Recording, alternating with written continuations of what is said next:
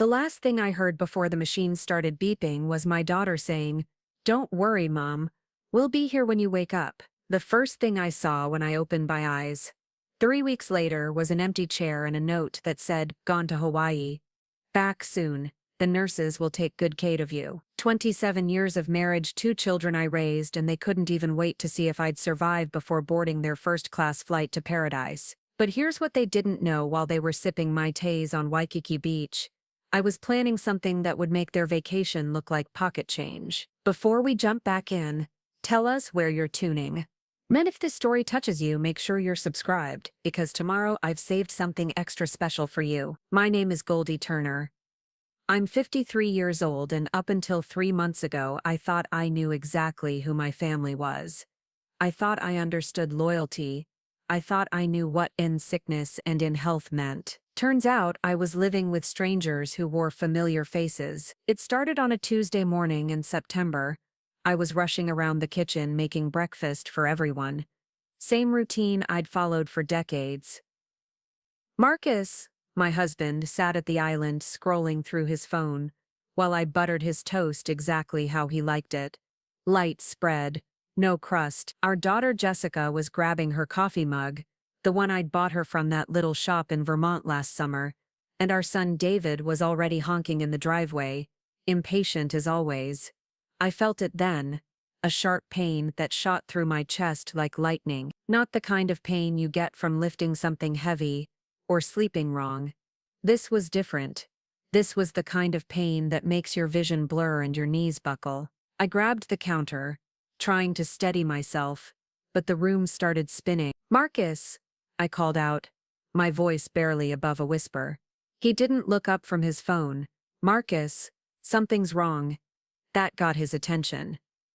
When he saw me gripping the granite countertop, knuckles white, face probably pale as the marble backsplash I'd spent months picking out, he jumped up. "Goldie, what's happening?"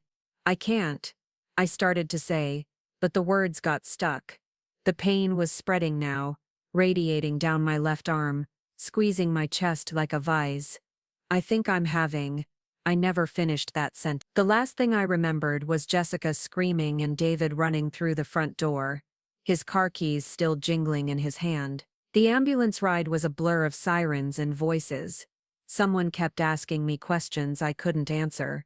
Someone else was sticking needles in my arm. I kept trying to focus on Marcus's face, the way he kept saying, "Stay with me, Goldie, stay with me," but everything felt far away, like I was watching it happen to someone else. At the hospital, they used words like massive cardiac event and critical condition. They talked about blocked arteries and emergency surgery. They mentioned percentages that made Marcus go quiet and Jessica start crying. I wanted to tell them I was going to be fine, that I had too much to do to just give up. But the medications made everything fuzzy. The surgery took 6 hours. When I woke up in the ICU, tubes everywhere, machines monitoring every heartbeat, the first face I saw was Marcus. He looked older somehow, like he'd aged years in a single day. His shirt was wrinkled, his hair messy, and he had that lost expression he got whenever something was broken, and he couldn't fix it himself. "Hey there, fighter," he said, taking my hand carefully, avoiding all the IV lines. "You scared us." I tried to smile, tried to say something reassuring, but my throat was raw from the breathing tube. All I managed was a squeeze of his hand. Jessica appeared next to him, her eyes red from crying. "Mom, thank God, we thought we lost you." David was there too, standing at the foot of the bed, looking uncomfortable in the way men do in hospitals. "The doctors say you're going to be okay," he said. "It'll just take time." Time, that word would haunt me for weeks. The first few days in the ICU passed in a haze of medication and monitoring. Marcus stayed most of the time, sleeping in that awful chair that couldn't have been comfortable for anyone, especially not a man his size. Jessica brought me flowers, the kind of expensive arrangements she usually only bought for special occasions. David visited every evening after work, always bringing something: magazines I couldn't focus on, crossword puzzles I was too weak to solve. They were attentive, loving, exactly what you'd expect from a family facing crisis. Marcus held my hand during the worst of it, when the pain medication wasn't quite enough, and everything hurt. Jessica brushed my hair when the nurses were too busy. David figured out how to work the TV remote when I couldn't manage all the buttons. I should have known something was different when they started having hushed conversations in the hallway, little clusters of whispered words that stopped whenever a nurse walked by. I should have paid attention when Jessica kept checking her phone, scrolling through something that made her face light up in a way that seemed wrong for a hospital room, but I was focused on breathing, on healing, on trying to get strong enough to go home. The doctors were cautiously optimistic. My heart was responding well to the medications. The surgical repairs looked good. I was what they called a remarkable recovery, especially for someone my age who'd had such a severe attack. By the end of the first week, I was out of the ICU and in a regular room. Better lighting, a window that actually opened, and a bathroom I could use without help. Progress. Marcus seemed relieved. More like himself. He started talking about modifications we'd need to make at home, how we'd rearrange the bedroom so I wouldn't have to climb stairs right away. The guest room downstairs would be perfect, he said, already planning. We can move the TV down there, maybe get one of those adjustable beds, whatever you need. I loved him for thinking ahead, for assuming I'd want everything to be exactly as it was before, just with accommodations for my new reality. I loved that he was making plans that included me, that considered my comfort, my recovery. That was Thursday. Friday morning, Jessica came in with coffee for everyone, including the nurses, which wasn't like her but seemed sweet. She was more animated than she'd been all week, talking about her job, about some project she was excited about. She kept glancing at David, little looks that passed between them like they were sharing a secret. "Mom," she said, settling into the chair next to my bed, "we need to talk to you about something." My heart rate monitor started beeping a little fast. After what I'd just been through, those words carried weight. Marcus moved closer to the bed, taking my hand again. "It's nothing bad," he said quickly. "Actually, it's something good, something we've been planning." Planning? My voice was still hoarse, but getting stronger every day. David stepped forward, his hands in his pockets in that nervous way he'd had since he was a kid. "We booked a trip," he said.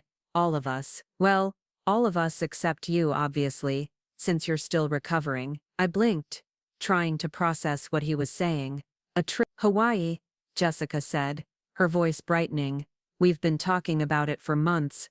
Remember, that family vacation we kept saying we'd take when everyone's schedules aligned?" I did remember, vaguely, conversations over dinner about someday taking a real vacation together, the kind with beaches and room service, and no responsibilities. But those had been abstract discussions, someday plans, not immediate arrangements. "When?"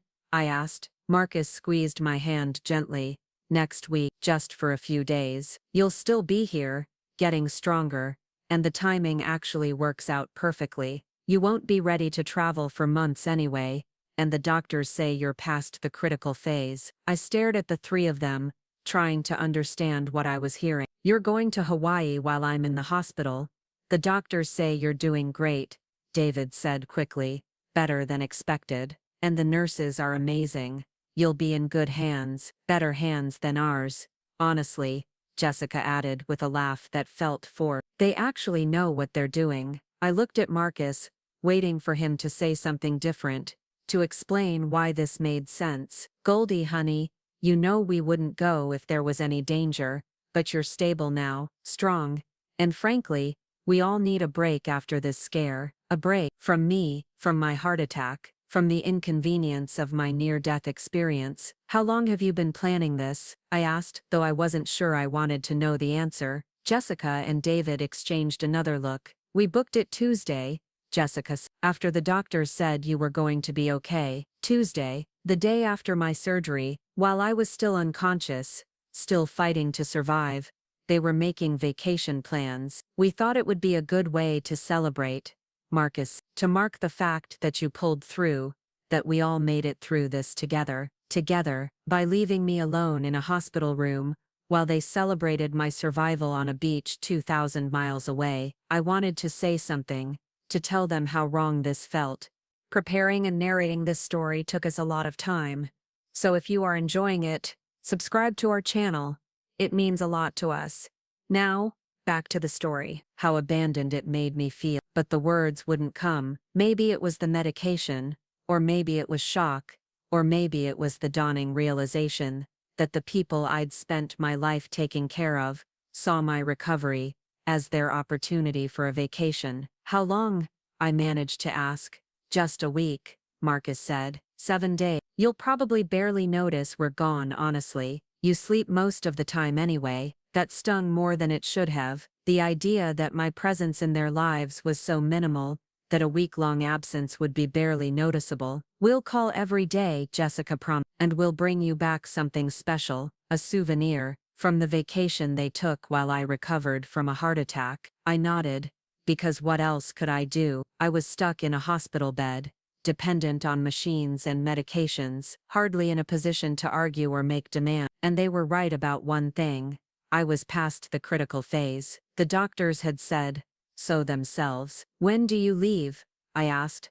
Sunday, David said. Early flight. 2 days. They were leaving in 2 days. The rest of Friday passed in a blur of trip preparations, disguised as hospital visits. Jessica brought me a new nightgown, something pretty for while they were gone, she said. Marcus made sure I had the good magazines, the ones from the gift shop downstairs that cost too much, but had actual articles instead of just celebrity gossip. David programmed the TV with all my favorite channels, showed me how to use the call button if I needed anything. They were being thoughtful, considerate, making sure I'd be comfortable in their absence. But underneath all that consideration was the unmistakable message that they were leaving, that my medical crisis had been successfully managed and filed away, and that their lives could resume their normal patterns. Saturday was work. They all seemed distracted, thinking about packing and flights and hotel reservations. Jessica kept showing me pictures on her phone of the resort where they'd be staying,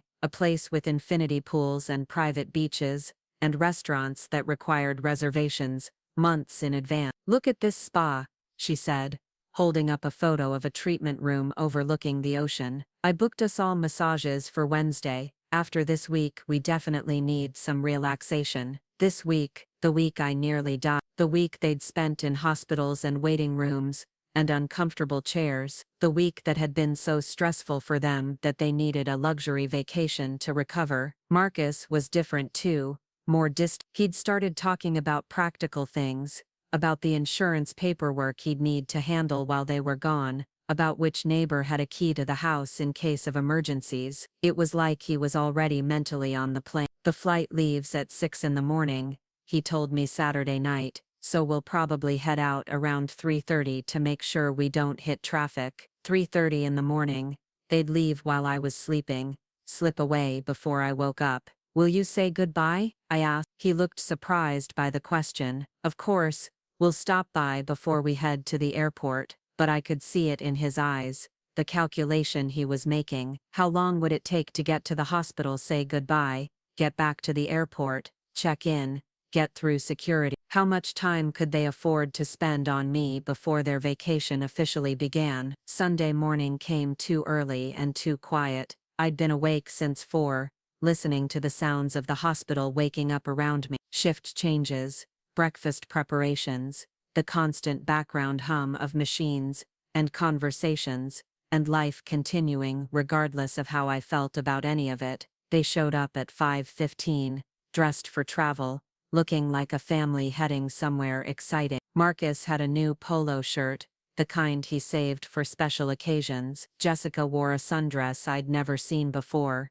something she must have bought specifically for the trip. David had on shorts and a t-shirt, casual but expensive, the kind of outfit that said vacation without trying too hard. Hey, beautiful, Marcus said, leaning down to kiss my forehead. How are you feeling this morning? Like my family is leaving me in a hospital to go to Hawaii, I wanted to say, but instead I managed.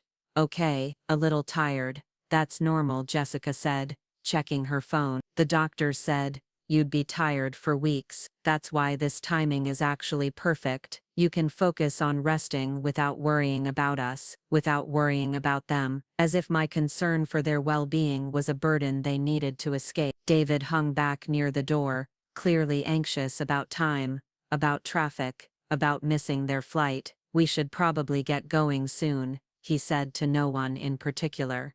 Of course, I said. You don't want to be late. Marcus squeezed my hand. We'll call tonight, once we get settled, and every day after that, you won't even know we're gone, but I would know. I'd know every minute of every day for the next week. I'd know when I woke up to an empty room, when visiting hours came and went with no visitors, when the nurses asked about my family, and I had to explain that they were in Hawaii. Have a wonderful time, I said, because it was what they needed to hear, what would let them leave without guilt. You deserve it, and maybe they did deserve it. Maybe surviving your wife's heart attack, your mother's brush with death, maybe that earned you a week in paradise. Maybe I was being unreasonable, expecting them to put their lives on hold indefinitely while I slowly healed. They each hugged me, careful of the wires and tubes, still connecting me to various machines. Jessica promised to bring me back a shell from the beach. David said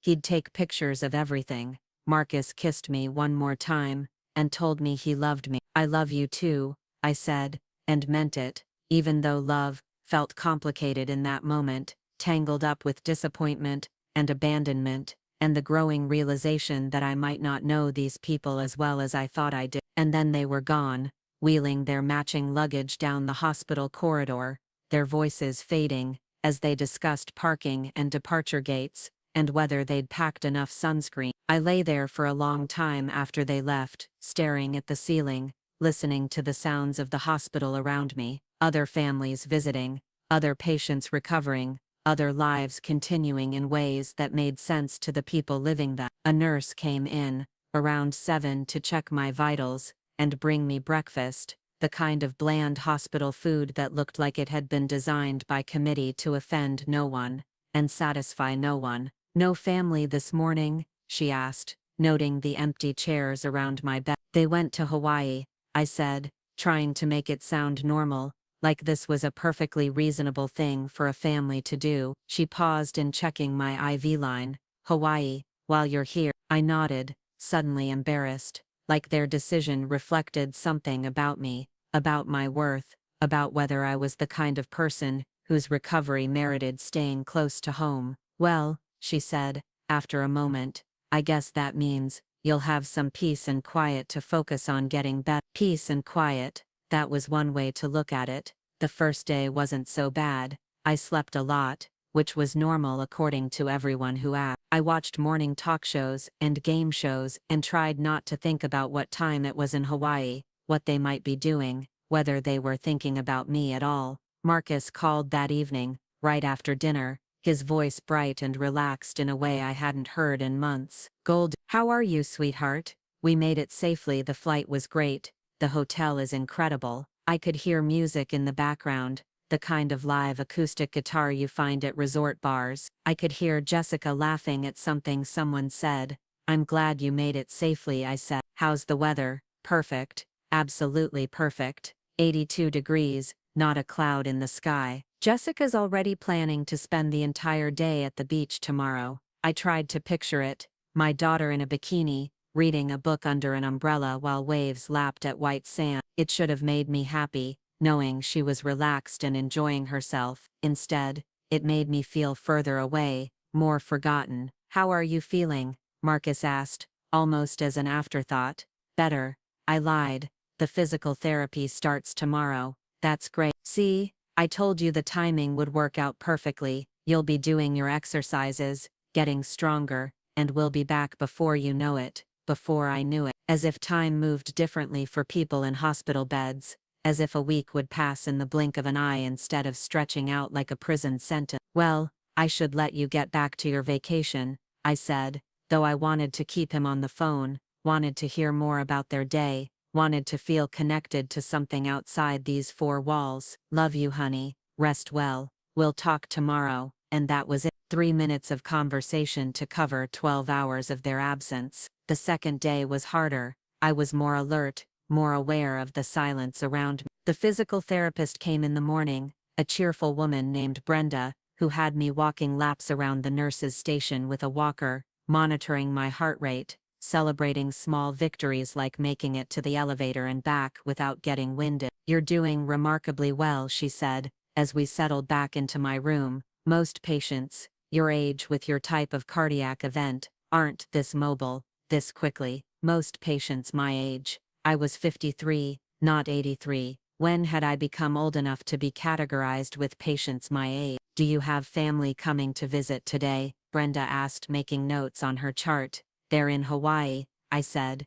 and immediately felt foolish for explaining. Brenda looked up from her notes. "Oh, well, that's nice for them. Are you from Hawaii originally?" "No, they went on vacation." "While I'm here." The silence that followed was the kind that speaks volumes. Brenda finished her notes and packed up her equipment with the careful efficiency of someone who'd learned not to comment on family dynamics. "I'll see you tomorrow, Mrs. Turner. Keep walking when you can." Movement is medicine, movement is medicine. But what was the medicine for loneliness, for the growing realization that the people you'd built your life around saw your medical crisis as an inconvenience to be managed rather than a trauma to be weathered together? The afternoon stretched endlessly. I tried reading, but couldn't concentrate. I tried watching TV, but every commercial seemed to be for vacations or family togetherness, or things that reminded me of what I didn't have in that moment. I tried sleeping, but I wasn't tired, just restless and increasingly aware of how quiet the room was, how empty.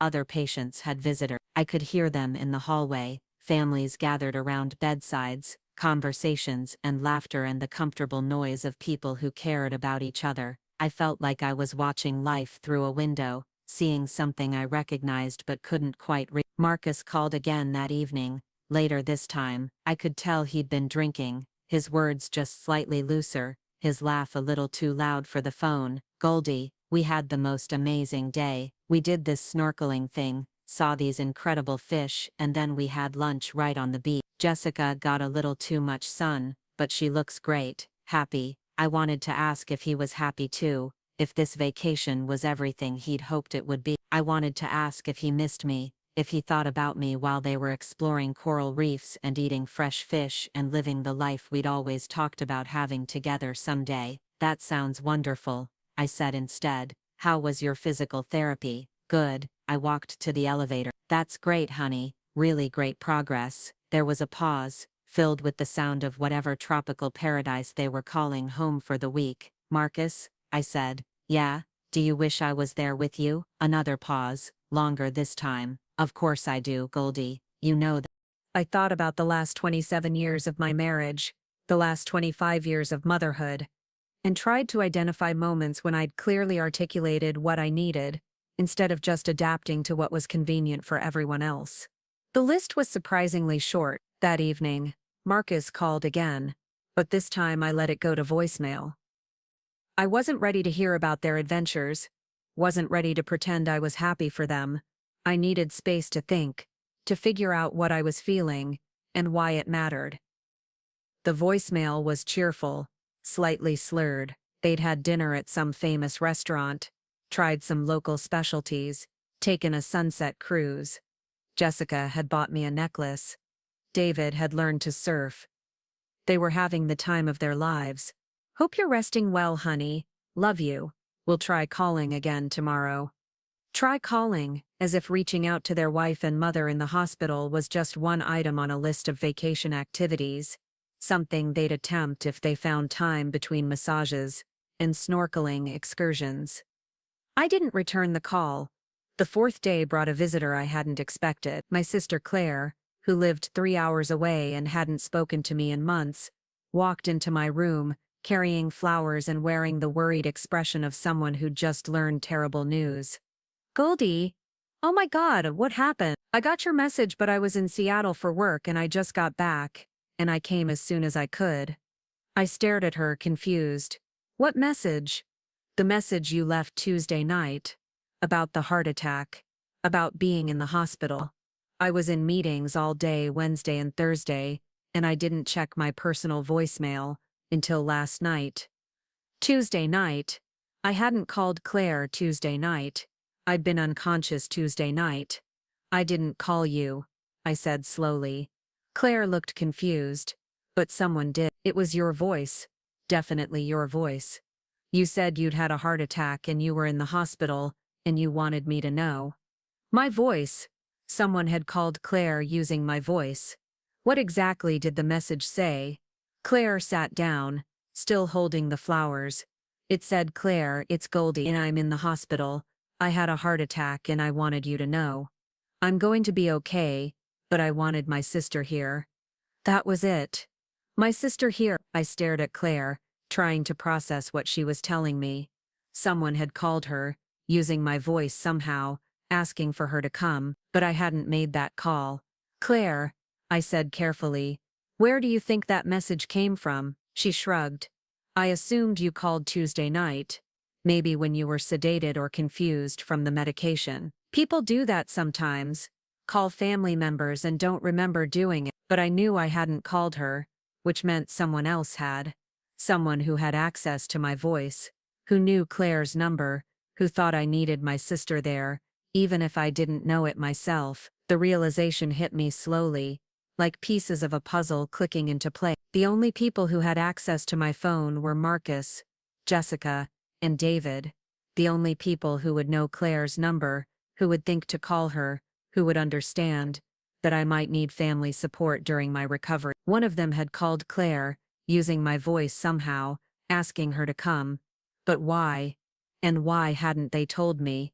Claire, I said, what day is it? Thursday. Thursday afternoon. I drove straight here from Seattle. Thursday. They'd been gone for 4 days. They'd left on Sunday, and someone had called Claire on Tuesday, the day after they'd left for Hawaii. Have you talked to Marcus, or the kids? Claire shook her head. I came straight here. Why? I looked at my sister, really looked at her, maybe for the first time in years. We'd grown apart after our parents died, not from any specific disagreement, but from the gradual drift that happens when people get busy with their own lives. She'd never married, never had children, built a successful career in marketing that kept her traveling most of the time. But she'd dropped everything to drive 3 hours to see me in the hospital, based on a message she thought I'd left asking for her. They're in Hawaii, I said. Who's in Hawaii? Marcus, Jessica, David, my family. They're in Hawaii. Claire stared at me. While you're here, in the hospital after a heart attack? I nodded, suddenly embarrassed again, like their absence was a reflection of my worth as a wife and mother. What the hell, Goldie? Why would they go to Hawaii while you're recovering from cardiac surgery? It was the first time anyone had asked that question directly, without trying to rationalize or explain or find the silver lining. They said I was past the critical phase. They said it was good timing, that I needed to focus on recovery anyway. Claire was quiet for a long time, processing what I'd told her. Finally, she said, and you were okay with this? I didn't really have a choice. I was in a hospital bed, dependent on machines. What was I going to do? Forbid them from going? Yes, Claire said firmly. That's exactly what you should have done. You should have said, absolutely not. This is insane. I nearly died and you want to go on vacation. That's what you should have said. Hearing her say it so clearly, so definitively, made something shift inside me. The doubt I'd been carrying, the question of whether I was being unreasonable, started to dissolve. Claire was right. It was insane. I should have said no, but they already had it planned, I said weakly. So what? Plans change. People cancel trips all the time for family emergencies. This was a family emergency. They said it wasn't, since I was stable. Claire looked at me like I was speaking a foreign language. Goldie, you had a massive heart attack. You had emergency surgery. You're 53 years old and you almost died. That's not something you recover from in a few days. That's something that changes everything. That makes families pull together, not fly apart. She was right, and hearing her say it made me realize how much I'd been minimizing my own experience, how much I'd been accepting other people's definitions of what mattered and what didn't. How long are they gone for? Claire asked. Until Sunday. 3 more days. And they call you every day? So far, Marcus calls in the evening, tells me about their adventures. Claire was quiet again, but I could see the anger building in her face, the kind of protective rage you feel when someone you love is being mistreated. Goldie, she said finally, I think we need to talk about some things, about this marriage, about this family, about what's been going on that led to them thinking this was acceptable. I wanted to defend them, to explain that they weren't bad people, that they'd been scared and stressed and deserved a break, but the words wouldn't come. Because sitting there with Claire, seeing the situation through her eyes, I was starting to understand that maybe the problem wasn't just their decision to go to Hawaii, maybe the problem was bigger than that, older than that, more fundamental than that. Maybe the problem was that I'd spent so many years being convenient, being accommodating, being the kind of wife and mother who never made unreasonable demands, that they'd forgotten I was a person with feelings and needs and the right to expect basic consideration. Maybe the problem was that I'd forgotten too. That night, I didn't answer when Marcus called. I let it go to voicemail again, and this time I didn't even listen to the message. Instead, I sat with Claire, talking about things we hadn't discussed in years, about our childhood, about the different paths our lives had taken, about the choices we'd made and the prices we'd paid for them. You know what I remember about you? Claire said as we shared the chocolate pudding she'd bought from the cafeteria. You were the one who always made peace. When Mom and Dad fought, you'd find a way to smooth things over. When I was being a brat, you'd figure out how to make everyone happy. You were the accommodator, the one who bent so everyone else could stay rigid. That sounds terrible when you put it like that. It's not terrible, it's just limiting. There's a difference between being kind and being a doormat, between being loving and being invisible. That word hit me hard, because it was exactly how I'd felt watching them prepare for Hawaii, how I'd felt during their phone calls, how I'd felt lying in this hospital bed for the past 4 days. I don't want to be invisible anymore, I said, and it was the first completely true thing I'd said since waking up from surgery. Then don't be, Claire said simply. You have more power than you think you do. You just have to decide to use it. That night, after Claire left, I lay awake thinking about power, about choices, about the difference between being a victim and being someone who refuses to accept unacceptable treatment. I thought about the message Claire had received, the voice message that had brought her here when I needed family support most. I picked up my phone and scrolled through the call log, looking for Tuesday's calls. There it was, clear as daylight. A call to Claire's number at 11:47 p.m. Tuesday night, lasting 3 minutes and 12 seconds. But I'd been unconscious Tuesday night, heavily sedated, connected to machines that would have alerted the nurses if I'd so much as moved wrong. Someone else had made that call, someone who'd used technology I didn't understand, to replicate my voice, to reach out to my sister when they knew I'd need support. Someone who'd understood, even when I didn't, that being left alone in a hospital while your family vacationed was wrong. The question was who, and more importantly, why hadn't they told me? I scrolled through more of the call log, looking for patterns, for clues about what else might have happened while I was recovering. There were the expected calls, incoming ones, from Marcus and the kids, a few from my work colleagues who'd heard about the heart attack, but there were other calls too, outgoing ones I definitely hadn't made. One to my insurance company on Wednesday morning, discussing coverage for extended care. One to my boss on Wednesday afternoon, explaining that I'd need more time off than originally anticipated. One to our family lawyer on Thursday morning, a conversation that had lasted nearly 40 minutes. Someone had been managing my life, making necessary calls, handling logistics I wouldn't have thought of in my medicated state. Someone had been protecting my interests while I focused on healing. But who? The answer came Friday morning, when Dr. Patel arrived for his daily rounds, with a surprise companion, a young woman in her early 30s, professionally dressed, carrying a tablet, and wearing the kind of confident expression that belonged to someone comfortable with technology. Mrs. Turner, Patel said, I'd like you to meet Rebecca Chen. She's been coordinating some aspects of your care that you might not be aware of. Rebecca stepped forward with a warm smile. Hello, Mrs. Turner. I'm sorry for the mystery, but I wanted to wait until you were strong enough for this conversation. I stared at her, trying to place her face, her voice, any connection to my life that would explain her presence. I'm sorry, do we know each other? Not directly. No, I'm a patient advocate, and I specialize in situations where families are either unable or unwilling to provide adequate support during medical crises. Unable or unwilling. The words hung in the air like an indictment. I don't understand, I said. Who hired you? Rebecca glanced at Dr. Patel, who nodded encouragingly. That's where it gets interesting. You did. I definitely didn't hire anyone. I was unconscious for days. You're right.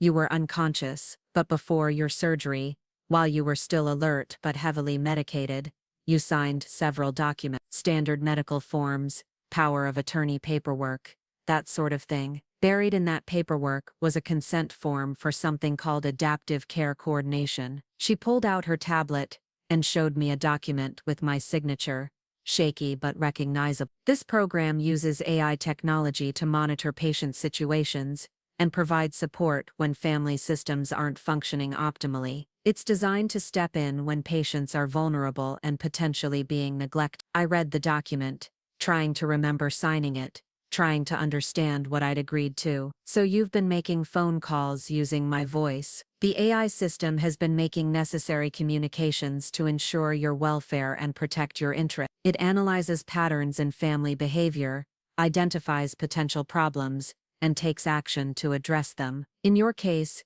it detected that your family had abandoned you during a medical crisis and began implementing protective measures. Abandon. There it was, the word I'd been afraid to use, spoken by a stranger who'd been watching my situation objectively. What kind of protective measures? Rebecca sat down, settling in for what was clearly going to be a longer conversation. Initially, basic support coordination, calling your sister to ensure you had family advocacy, contacting your insurance company to maximize your benefits, communicating with your employer to protect your job security, standard things that family members usually handle but that were being neglected in your case. What else? Financial protection measures. The system detected that significant family assets were being spent on luxury travel, while you faced potential medical bankruptcy. It began implementing strategies to secure your financial position. My heart rate monitor started beeping fast. What kind of strategies? Dr. Patel stepped forward. Mrs. Turner, your vitals are elevating. Perhaps we should continue this conversation when you've had time to process. No, I said firmly. I want to know what's been done in my name. Rebecca consulted her tablet. The AI system has been very busy. It filed paperwork to freeze joint accounts pending medical necessity review. It initiated an inquiry into whether luxury travel expenses during a spouse's medical crisis constitutes financial abandonment under state law. It also began documenting the pattern of neglect for potential legal proceedings. I stared at her, trying to process what she was telling me. While I'd been lying in this bed feeling sorry for myself, artificial intelligence had been waging war on my behalf. Are you telling me that my family's accounts have been frozen? The accounts that are solely in your husband's name remain accessible. The joint accounts, however, have been temporarily restricted, pending review of expenditures during your medical crisis. It's a standard protective measure to prevent financial abuse of incapacitated patients. Financial abuse. I'd never thought of it that way,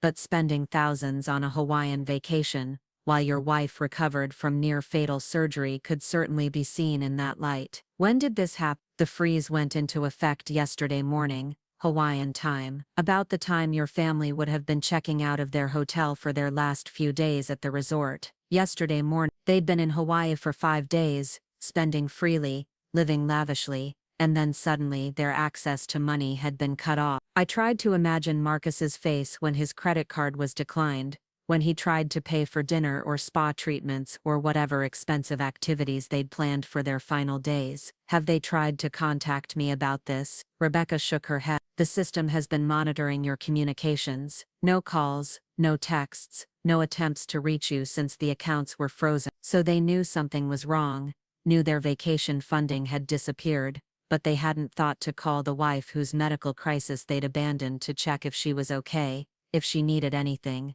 if she might be behind the financial disruption they were experiencing. That told me everything I needed to know about their priorities. What happens next? I asked, That depends on you, Rebecca said. The AI system can only take protective actions. It can't make decisions about your relationships, your marriage, your future. Those choices are yours to make. But it can provide options. Absolutely. It's already compiled a comprehensive analysis of your financial situation, your legal rights, and your available resources. When you're ready, we can review everything and discuss your alternatives. Dr. Patel cleared his throat. Miss Turner, I have to ask, how are you feeling about all of this information? I considered the question carefully. How was I feeling? Shocked, certainly, overwhelmed by the scope of what had been done in my name. But underneath the shock was something else, something I hadn't felt in a very long time. Relief. For the first time since waking up in this hospital,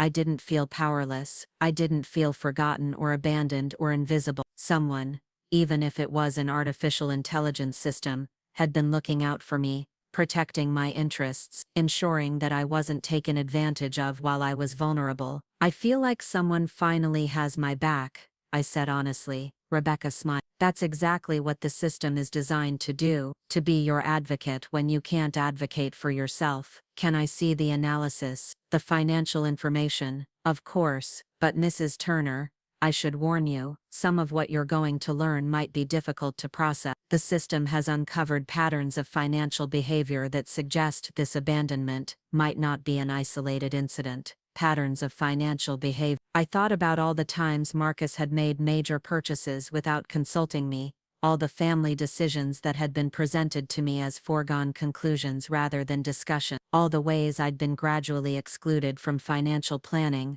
while being expected to contribute my income to joint goals. Show me everything, I said. Rebecca opened her tablet and began pulling up documents, charts, analyses that painted a picture of my marriage I'd never seen before. 27 years of financial decisions, viewed through the lens of someone whose job it was to protect vulnerable people from being exploited by their families. The first chart showed our spending patterns over the past 5 years. Color-coded categories revealed where our money had gone, whose priorities had been funded, whose dreams had been subsidized. Marcus's golf club memberships, his expensive hobbies, his tech gadgets and workshop tools, Jessica's graduate school tuition, her apartment deposits, her car payments that we'd somehow inherited, David's business startup costs, his equipment purchases, his travel expenses for networking events, and then there was my column, minimal, almost invisible, groceries, utilities,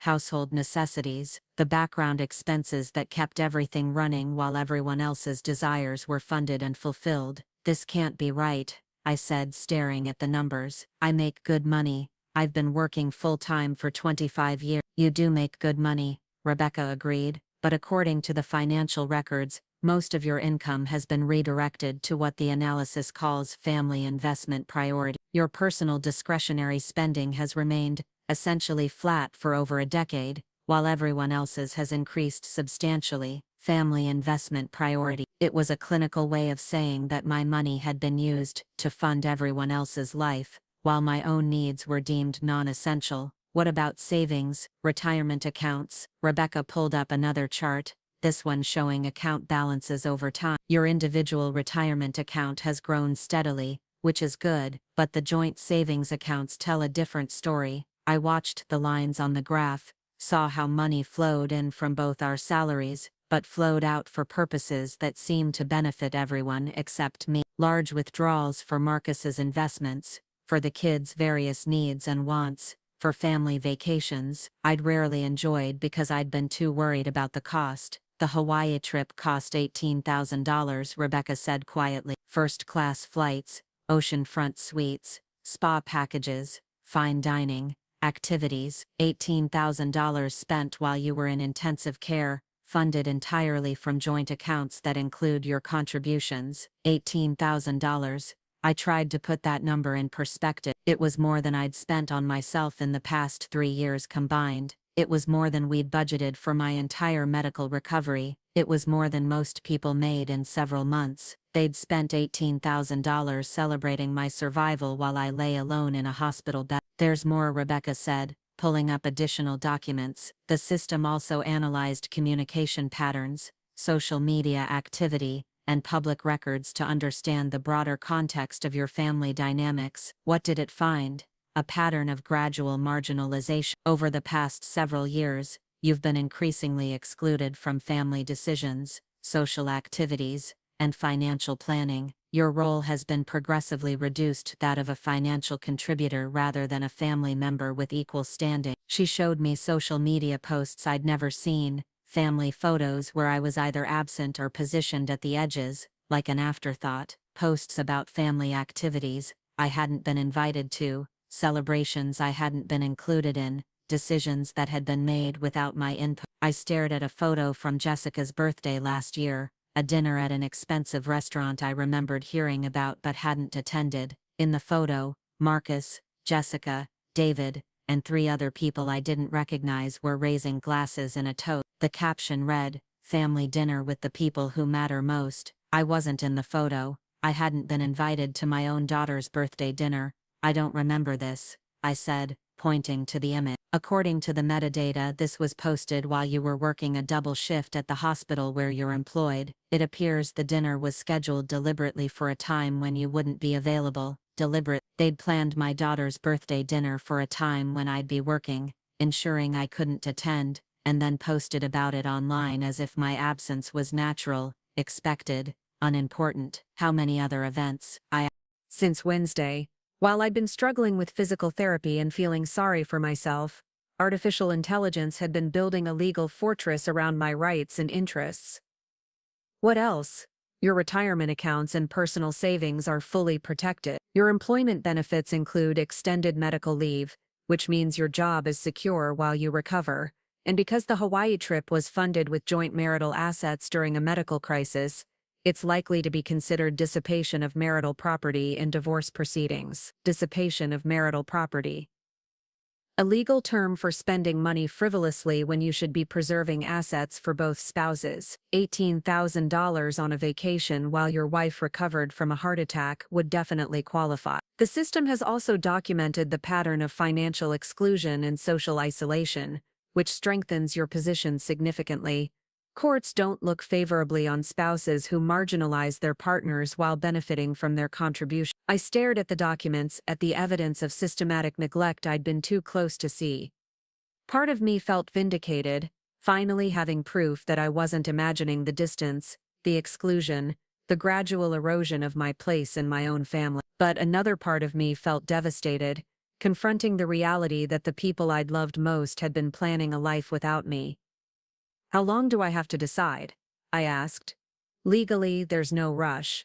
The protective measures are in place and will remain so until you make a decision. But practically speaking, your family will return from Hawaii tomorrow, and they'll want answers about what happened to their access to funds. Tomorrow, Marcus, Jessica, and David would come back from their vacation to find their financial world turned upside down, their accounts frozen, their comfortable assumptions about my compliance shattered. For the first time since this whole ordeal began, I was the one with power. I was the one who would determine what happened next. "I need to think," I said. "Of course, but, Mrs. Turner, can I give you some advice?" I nodded. "Whatever you decide, don't let them convince you that you're being unreasonable. The AI system doesn't have emotions, doesn't have hurt feelings or family loyalty to cloud its judgment. It looked at your situation objectively and determined that you were being mistreated. That's not an opinion, it's a mathematical analysis of behavior patterns. A mathematical analysis, cold, clinical, unemotional, and apparently more reliable than my own judgment about whether I was being treated fairly by my family." After Rebecca left, I sat alone with the tablet she'd given me, scrolling through months of evidence that my family had been systematically excluding me from their lives, while continuing to benefit from my contributions. Photos, financial records, social media posts, communication patterns, a digital autopsy of a marriage and family relationships that had died so gradually I hadn't noticed. Dr. Patel stopped by in the afternoon, checking on my response to the morning's revelations. "How are you processing all of this information?" he asked. "I keep thinking I should be more upset," I said. "But mostly I just feel clear, like someone finally explained something I'd been sensing but couldn't articulate. That's a healthy response. Sometimes the most painful part of betrayal is the gaslighting, the way people make you doubt your own perceptions. Having external validation can be incredibly healing.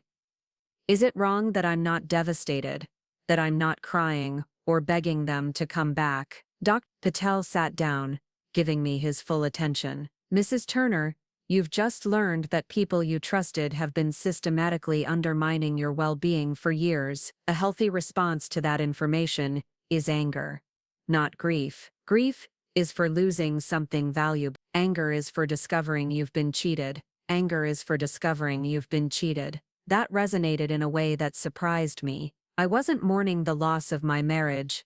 I was angry about being deceived about what my marriage actually was. The other thing to consider, Patel continued, is that you're recovering from a major cardiac event. Your body and mind are focused on survival, on healing, on moving forward. Dwelling on past hurts isn't conducive to recovery. So being practical about this situation is actually healthy. Being practical about protecting yourself and planning for your future is extremely healthy. Your heart attack was a warning, Mrs. Turner. Your body was telling you that something in your life was causing dangerous levels of stress. Maybe this crisis is an opportunity to eliminate some of that stress permanently. That evening, I called Claire, not because I needed permission or advice, but because I wanted to hear the voice of someone who cared about my well-being without any agenda. How are you feeling tonight? She asked. Different, I said, like I've been asleep for years and I'm finally waking up. I told her about Rebecca, about the AI system, about everything I'd learned about my family's financial behavior and social pattern. Claire listened without interrupting, occasionally making small sounds of disgust or surprise. I have to say, I'm not shocked, she said when I finished. I've been watching this happen for years, but every time I tried to bring it up, you'd defend them or change the subject. You saw this. Why didn't you say something? I did try, Goldie. Remember 2 Christmases ago, when they went skiing without you? I asked you why you weren't going, and you said you needed to work extra shifts to help pay for the trip. I told you that was insane, and you said I didn't understand family dynamics. I did remember that conversation, and I remembered feeling defensive, like Claire was attacking my family instead of pointing out that I was being excluded from family activities while being expected to fund them. I saw it at Mom's funeral too, Claire continued. The way they positioned themselves during the service, the way they talked about family memories that somehow never included you. I thought it was grief, but looking back, I think it was just their normal pattern. Our mother's funeral, I'd been so focused on making sure everything went smoothly, on managing the logistics and the emotions, that I hadn't noticed I'd been treated like an employee rather than a daughter and sister. Why do you think I couldn't see it? I asked. Because you're living inside a system of dysfunction. It becomes normal. You adapt to smaller and smaller spaces, fewer and fewer rights, less and less consideration. It happens so gradually that you don't realize how far you've been pushed to the margins. Smaller and smaller spaces. That was exactly what had happened. Over the years, my role in my own family had been reduced to provider and facilitator, while my voice, my preferences, my needs, had become increasingly irrelevant. What do you think I should do? What do you want to do? I considered the question. For the first time in years, maybe decades, I was being asked what I wanted, rather than what would be most convenient for everyone else. I want to protect myself, I said. I want to make sure this never happens again. I want to build a life where I matter, where my needs count, where I'm not just useful but valued. Then do that. You have the tools now. You have the information. You have the legal protection. Use them. Even if it means losing my family. Claire was quiet for a moment. Goldie, based on what you've told me, you lost your family years ago. You just didn't know it yet. That night, I made my decision, not out of anger or hurt feelings, but out of a clear understanding of what I needed to do to protect my future. I called the number Rebecca had given me for my attorney. Sarah Martinez answered on the second ring, her voice crisp and professional even at 8 o'clock in the evening. Mrs. Turner, I've been expecting your call. How are you feeling? ready to move forward, I said. What do I need to know? The protective measures are solid, your assets are secure, the documentation is comprehensive, and your position is strong. The question is how you want to proceed. I want a divorce. I want it to be fair, but fine, and I want to make sure they understand that abandoning me in the hospital was the last mistake they'll make at my expense. Understood. I'll file the paperwork first thing Monday morning. By the time your family returns from Hawaii, the legal process will already be in motion. What about the kids? Jessica and David, Sarah paused. That's trickier. They're adults, so there's no custody issue, but there's also no legal obligation for them to maintain a relationship with you. The financial separation will affect them, since they've been benefiting from the joint resources, but ultimately, whether they choose to repair their relationships with you will be up to them. And if they don't, then you'll know where you stand, and you can plan accordingly. I hung up feeling lighter than I had in weeks. Tomorrow, Marcus would return from Hawaii, expecting to find the same accommodating wife he'd left behind. Instead, he'd find someone who had learned to value herself appropriately and protect her interests accordingly. I spent Saturday preparing, both physically and emotionally. The physical therapy was going well. I could walk longer distances, climb stairs without getting winded, function independently. Dr. Patel was pleased with my progress and talked about discharge early the following week. Emotionally, I felt like a different person than the woman who'd woken up in the ICU 10 days ago. That woman had been grateful for any attention, accepting of any explanation, willing to minimize her own needs to avoid conflict. This woman understood her worth and was prepared to insist that others recognize it too. Rebecca stopped by in the afternoon with final documents and instructions. Everything is in place, she said. Your financial position is secure, your legal representation is excellent, and you have comprehensive documentation of the pattern of neglect. Whatever happens next, you're protected. What about the AI system? Does it just disappear now that I'm conscious and capable of managing my own affairs? The system transitions to an advisory role. It will continue monitoring your situation and alert you to any attempts at financial manipulation or emotional abuse, but the decision-making authority returns to you. That's reassuring. Mrs. Turner, can I ask you something personal? I nod. Do you regret anything about how this has played out? I thought about that question carefully. Did I regret learning the truth about my family? Did I regret having my assets protected? Did I regret discovering that I'd been living a lie for years? I regret that it took a heart attack and an artificial intelligence system to make me realize I deserved better treatment, I said. But I don't regret anything that's happened since then. Rebecca smiled. That's exactly the right answer. Sunday evening came with a text from Marcus. Landing in 2 hours. Can't wait to see you. Hope you're feeling stronger. Can't wait to see you. After a week in paradise, he was ready to resume his normal life, which apparently included me as a supporting character, rather than a central figure. I texted back, I'll be here, and I would be, but not in the way he expected. Marcus arrived at the hospital at 9:30 Sunday night, looking like exactly what he was, a man who'd just returned from an expensive vacation. His skin had that bronze glow that only comes from days of tropical sun, his hair was lighter, and he wore clothes I'd never seen before, the kind of casual linen shirt that screamed resort shopping. He walked into my room carrying a gift bag and wearing the smile of someone who expected to be welcomed back like a returning hero. Goldie, sweetheart, you look amazing, he said, leaning down to kiss my forehead. The nurses said you've been making incredible progress. I studied his face, looking for any sign of stress, any indication that he'd discovered the financial freeze, any awareness that his world had shifted while he'd been sipping cocktails on Waikiki Beach. There was none. Either he hadn't tried to access the joint accounts since Friday, or he was a much better actor than I'd given him credit for. How was Hawaii? I asked, keeping my voice neutral. His face lit up with the enthusiasm of someone eager to share vacation stories. Incredible. Absolutely incredible. The weather was perfect, every single day. The hotel was everything the reviews promised, and the kids had such a great time. Jessica learned to paddleboard, and David actually managed to surf a little. He pulled out his phone, already scrolling to show me photos. Look at this sunset from Friday night.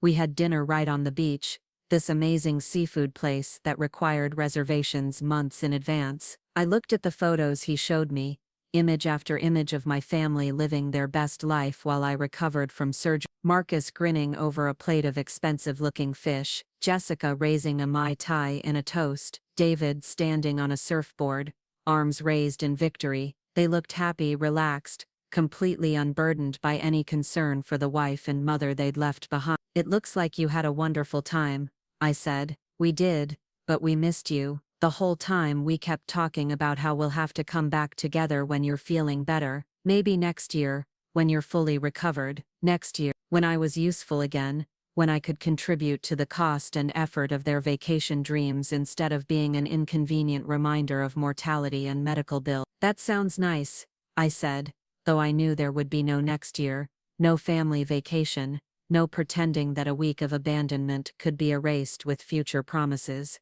Marcus set the gift bag on my bedside table with a flourish. "We brought you something special." Jessica picked it out. I opened the bag and found a silk scarf, the kind of generic souvenir you could buy at any tourist shop. It was pretty enough, tropical colors, soft fabric, but it felt like an afterthought, something grabbed at the airport gift shop on the way to catch their flight home. "It's beautiful," I said, because that's what he expected to hear. Jessica said, "It reminded her of you. Elegant and timeless." Elegant and timeless, code words for old-fashioned and out of style. I wondered if Jessica had actually said that, or if Marcus was just filling silence with pleasantries that sounded affectionate, but carried subtle digs. "How are you feeling?" he asked, settling into the chair he'd occupied before they left. "The nurses said, you've been walking more, getting stronger every day." "Much better. Dr. Patel thinks I can go home by Wednesday." "That's fantastic news. I've been thinking about how to set up the downstairs guest room for you, maybe get one of those adjustable beds, make sure you have everything you need while you're recovering." The downstairs guest room, not our bedroom, not the space we'd shared for 27 years. The guest room, where I could be contained and managed without disrupting the normal flow of household life. "Actually, Marcus, I need to talk to you about some things that happened while you were gone." Something in my tone must have caught his attention because his vacation relaxation faltered slightly. "What kind of things?" "Well, first my sister Claire came to visit. Someone called her Tuesday night to let her know about my heart attack." Marcus looked confused. "I'm glad you had family here." "Who called her?" "That's what I'm trying to figure out. She got a voicemail message, apparently from me, but I was unconscious Tuesday night, heavily sedated." "Huh, that's weird. Maybe you called earlier and she just got the message late." "No, Marcus, the call was logged on my phone at 11:47 Tuesday night, 3 hours after you left for the airport." I watched his face as he processed this information, saw the moment he realized that someone else had been managing my affairs, making decisions, taking actions he didn't know about. Maybe the hospital staff, sometimes they make calls on behalf of patients. Maybe, but there were other calls too, to my insurance company, to my employer, to a lawyer. That last word hit him like a physical blow. His face went pale under his vacation tan, and his hands gripped the arms of the chair. "A lawyer, Goldie, what's going on?" "I was hoping you could tell me. See, while you were in Hawaii, some interesting things happened with our bank accounts." The color drained completely from his face now. "What do you mean?"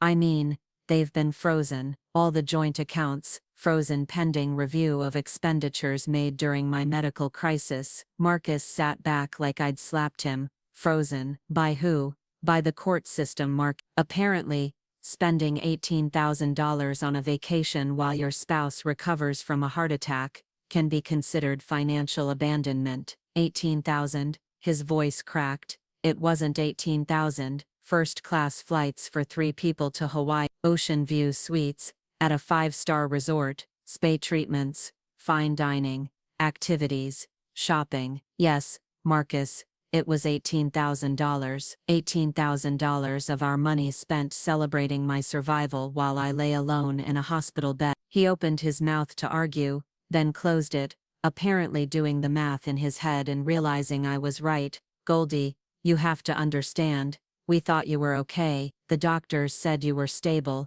that you were past the crisis. We thought it would be good for the kids, help them decompress after such a scary week." "Decompress from what?" from the stress of almost losing me, by leaving me.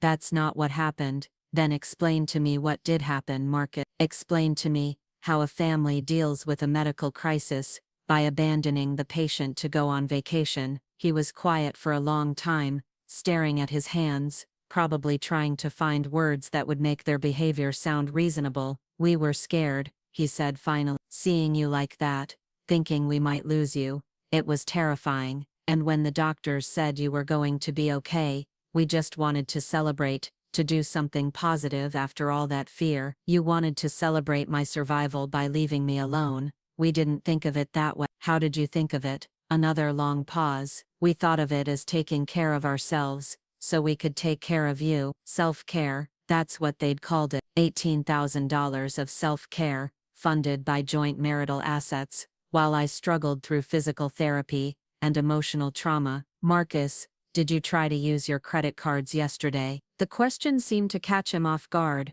What do you mean? I mean, did you try to make any purchases yesterday? Pay for meals, activities, anything? His face flushed.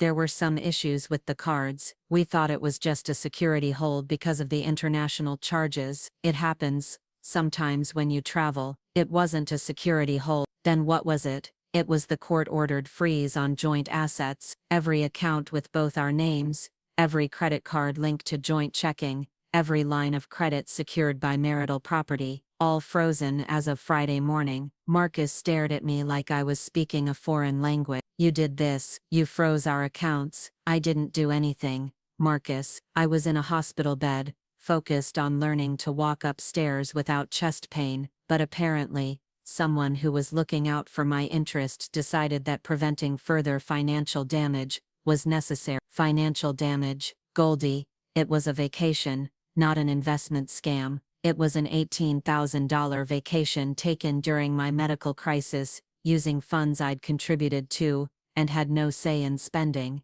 In legal terms, that's called dissipation of marital assets. Legal term, Goldie, what have you done? The way he asked the question, with that tone of accusation and disbelief, told me everything I needed to know about how he saw the situation. I was the problem for protecting myself, not the person who'd created the problem by abandoning. I protected myself, Marcus. I made sure that, while I was vulnerable and unable to manage my own affairs, no one could take advantage of my incapacity. Take advantage? We're your family, are you? Because families don't usually abandon each other in hospitals to go on luxury vacation. We didn't abandon you. We checked with the doctors. We made sure you were stable. We arranged for excellent care. You arranged for nursing care, Marcus. You didn't arrange for family support, for emotional comfort, for someone to hold my hand during the scary part. You arranged for strangers to do the job you were supposed to do. That's not fair.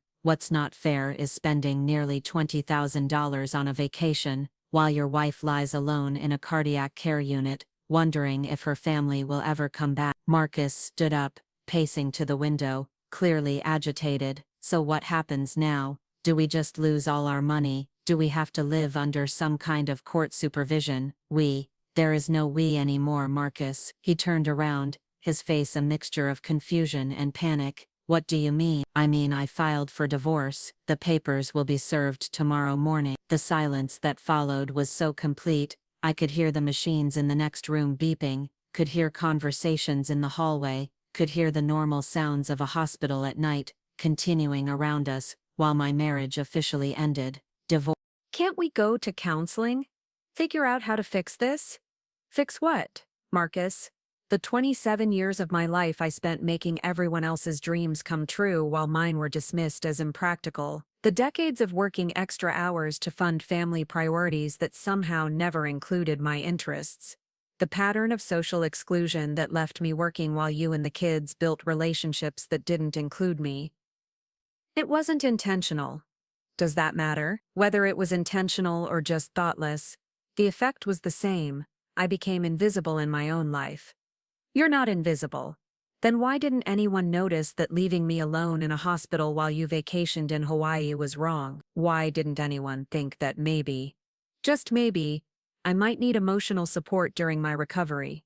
Why didn't anyone consider that I might have feelings about being abandoned during the worst crisis of my life? Marcus was quiet again, probably realizing that any answer he gave would only confirm what I was saying. "What do you want?" he asked finally. "I want a fair division of assets and a clean break. I want to start over with people who value me appropriately. I want to build a life where I matter. And the kids? The kids can make their own decisions about whether they want a relationship with me, but it will be on new terms. I'm not going to be anyone's convenient ATM anymore. Goldie, please, don't throw away our whole family over one mistake." It wasn't one mistake, Marcus. It was a pattern of mistakes, a system of neglect, a gradual erosion of respect that turned me into a stranger in my own life. Hawaii was just the moment I finally saw it clearly. He sat there for a long time, staring at the floor, occasionally shaking his head, like he could make this conversation disappear. Finally, he looked up at me with something that might have been genuine sadness. "I never meant for you to feel abandoned. But I did feel abandoned. And instead of staying to help me work through that feeling, you left me alone for a week to process it by myself. I thought you were okay." I was never okay with it, Marcus. I just didn't have enough fight left to argue with three people who'd already made up their minds that my feelings didn't matter. Your feelings do matter, do they? Because your actions suggest otherwise. You spent $18,000 of our money on a vacation I couldn't attend, didn't want you to take, and had no say in planning. You posted pictures on social media showing how much fun you were having without me. You called me once a day for 3 minutes to share vacation highlights while I struggled through physical therapy alone. We called every day. You called to ease your own guilt, not to provide me with support. There's a difference. Marcus stood up again, this time heading toward the door. "I need time to think about this. Take all the time you need, but the legal process is already in motion. The protective orders are in place and the financial separation is happening whether you think about it or not." "What about our house? What about it? Do I have to move out?" I considered the question. Our house, the one we'd bought together, renovated together, filled with 27 years of shared life, the one where I'd been gradually relegated to supporting roles while everyone else played lead character. The house is marital property, so that will be decided during the divorce proceedings. But Marcus, I won't be coming back there when I'm discharged. I'll be starting fresh somewhere else. Where will you go? Somewhere that belongs entirely to me. Somewhere no one can take for granted. He nodded slowly, probably beginning to understand that this wasn't a negotiation or a temporary crisis. This was an ending. "Can I ask you something?" he said. "What? Do you hate us, me and the kids?" I thought about that question carefully. Did I hate them? Was this decision driven by anger and hurt feelings? Or something deeper? "I don't hate you," I said finally, "but I don't trust you anymore, and I don't want to spend whatever time I have left trying to earn basic consideration from people who should have given it freely. What if we change? What if we do better? Marcus, you're 55 years old, Jessica is 28, David is 26. If you were going to learn how to treat me with respect and consideration, you would have learned it by now. I can't spend the rest of my life hoping you'll eventually see me as a person whose feelings matter." He opened the door to leave, then turned back one more time. "Goldie, I'm sorry. I'm really truly sorry. I know that doesn't fix anything, but I want you to know." "I believe you're sorry," I said. "But being sorry doesn't undo the damage, and more importantly, being sorry doesn't guarantee it won't happen again." After he left, I sat in the quiet of my hospital room, feeling surprisingly calm. No tears, no regret, no second guessing, just a sense of clarity I hadn't experienced in years. My phone buzzed with a text message. "Jessica, Dad told us what happened. Can we come see you tomorrow?" I stared at the message, wondering what Marcus had told them, how he'd framed the situation. Had he explained the financial freeze, the divorce filing, the systematic analysis of their neglect, or had he painted me as an unreasonable woman having some kind of medical crisis breakdown? I typed back, "Of course, visiting hours start at 10. Whatever they wanted to say, whatever justifications or arguments or emotional appeals they'd prepared, I was ready to hear them, but I was also ready to stand firm in my decision to protect myself and demand better treatment." They arrived together the next morning, Jessica and David looking like they'd spent the night strategizing. They were both dressed more formally than usual, like they were attending a business meeting rather than visiting their mother in the hospital. Jessica carried coffee for everyone, including me, which felt like an attempt to establish goodwill. David had his serious face on, the expression he wore when he was trying to solve problems. "Mom," Jessica said, settling into one of the chairs. Dad explained about the accounts being frozen and the legal issues. "We want to understand what's happening. What did your father tell you?" "He said you were upset about Hawaii and you hired a lawyer to freeze all the money," David said. "He said you're filing for divorce because we went on vacation while you were in the hospital." I nodded. That was about what I'd expected, a version of events that made me sound petty and vindictive while minimizing their behavior. "Is that an accurate summary of the situation?" I asked. Jessica and David exchanged glances. "Isn't it?" Jessica said. "Let me ask you both a question. Do you think it was appropriate to spend $18,000 on a luxury vacation while I was recovering from emergency cardiac surgery?" "Mom, you were stable," David said. "The doctors said you were going to be fine." "That's not what I asked. I asked if you thought it was appropriate." Another exchange of glances. "We thought it was okay because you were past the dangerous part," Jessica said carefully. "And you didn't think I might need emotional support during my recovery. You didn't think I might want my family nearby while I learned to walk again, while I dealt with the fear of another heart attack, while I processed the reality that I almost died." "We figured you'd be sleeping most of the time anyway," David said. "And the nurses were taking good care of you." "The nurses were managing my medical care. They weren't providing family support." "There's a difference." "Mom, we were scared," Jessica. "Seeing you like that, thinking we might lose you, it was traumatic for us too. So you dealt with your trauma by leaving me alone to deal with mine." "We didn't think of it that way." "How did you think of it?" "We thought of it as taking a break after a really stressful week," David said. "We thought it would be good for everyone if we recharged so we could be more helpful when you came home." "More helpful?" "David, I've been in this hospital for 10 days. How many times have you visited?" He looked uncomfortable. "A few times." 3 times. "You've visited 3 times in 10 days. Jessica, how many times have you visited?" "I don't know, Mom.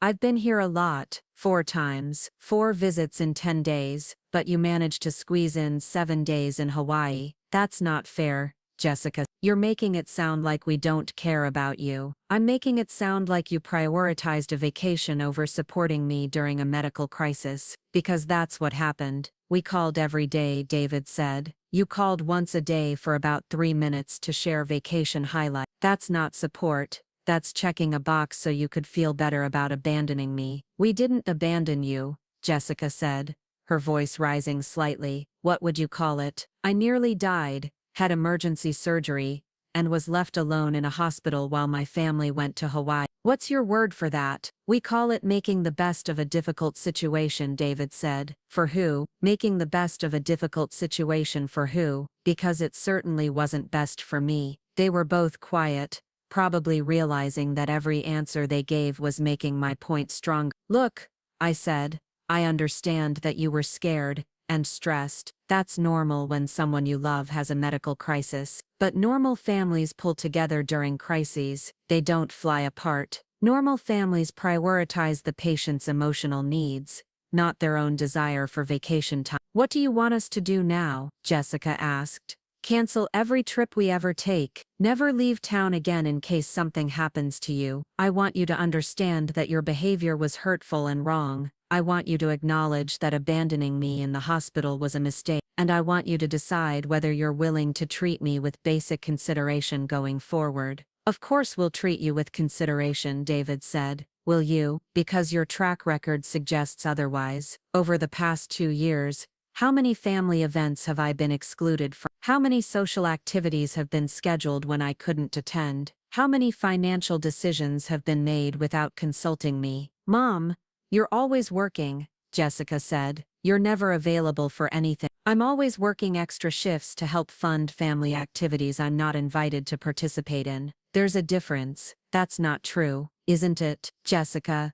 When was the last time you invited me to something that didn't involve me providing money or labor? When was the last time you wanted my company instead of my contribution? She opened her mouth to answer, then closed it, apparently unable to think of an example. David, when was the last time you called me just to talk, not to ask for money or help with something, just to have a conversation? Same response. Mouth open then closed, no answer. The truth is, you've both learned to see me as a resource rather than a person, someone who pays for things and does things, but whose feelings and preferences don't really matter. That's not how we see you, Jessica said, but her voice lacked conviction. Then explain to me how three people who love and respect someone decide to leave them alone in a hospital to go on vacation. We thought it would be okay, David said weakly. You thought it would be convenient. You thought I'd accept it because I always accept things that make your lives easier, even when they make mine harder. Mom, what do you want from us? Jessica asked, sounding frustrated. I want you to decide whether you want a real relationship with me, or whether you just want to keep me around as a convenient resource, because I'm not going to be anyone's ATM anymore. We don't think of you as an ATM, don't you? When you needed money for graduate school, who did you call? When your car needed expensive repairs, who helped pay for them? When David wanted to start his business, who co-signed the loans? But when I needed emotional support during a medical crisis, where were you? We were dealing with our own feelings about almost losing you, Jessica. In Hawaii, you were dealing with your feelings about almost losing me by drinking Mai Tais on a beach. Mom, that's not fair. What's not fair is that I spent 27 years putting everyone else's needs first, and when I finally needed something, you all disappeared. We didn't disappear, we just took a trip. You took a trip during my medical crisis using money I'd contributed to, without consulting me, while I was too vulnerable to object, and then you posted pictures showing how much fun you were having without me. David pulled out his phone. Mom, we can delete the posts. We didn't think about how they might make you feel. It's not about the post, David. It's about the mindset that made you think posting pictures of your family vacation while I recovered alone was appropriate. What can we do to fix this? Jessica asked. You can't fix it. It's already done. The question is whether you want to build something new based on mutual respect and consideration. Of course we do. Then you need to understand that things are going to be different. I'm not going to be the family ATM anymore. I'm not going to work extra shifts to fund activities I'm not included in. I'm not going to prioritize your financial needs over my own emotional well-being. What does that mean, practically? David asked. It means you'll need to fund your own life. It means you'll need to consider my feelings before making plans that affect me. It means you'll need to treat me like someone whose presence adds value to your life, not just someone who provides money and services. And if we do that,